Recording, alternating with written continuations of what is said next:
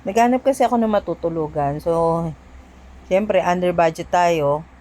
Dito pala sa may Maragondon Crossing, makikita nyo yung Papa Boost Backpacker Cebu. Sobrang naaliw lang talaga ako kasi tulugan lang naman at kumbaga makapag-shower lang ako ng maayos. Yun lang naman yung hanap ko.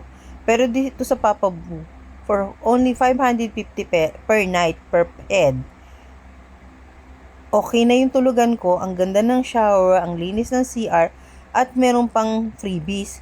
Meron siyang swimming pool, at dito sa swimming pool, may free karaoke pa. So, ano pang hanapin mo? Pwede ka makipag-jamming doon sa mga guests nila. Meron ding free use ng billiard, pool, ganyan. Tapos, bukod pa doon, dito lang sa paligid, ang daming pwedeng kainan. At very near siya sa airport. May sakayan. May jeep papuntang airport. Well, actually, kanto ng airport. Kung nagmamadali ka naman, pwede kang mag-hire na lang ng motor taxi or mag-grab. Pero ako, mas gusto ko na mag-motor taxi kasi matraffic. So, ito nga pala yung tulugan ko. Ayan ang capsule type nila na meron na dyang free. Ayan, sa mga saksakan para sa charging. Tapos yung may ilaw. Ito nga pala yung sinasabi ko sa inyo na CR nila. Ayan, ang linis, ang ganda.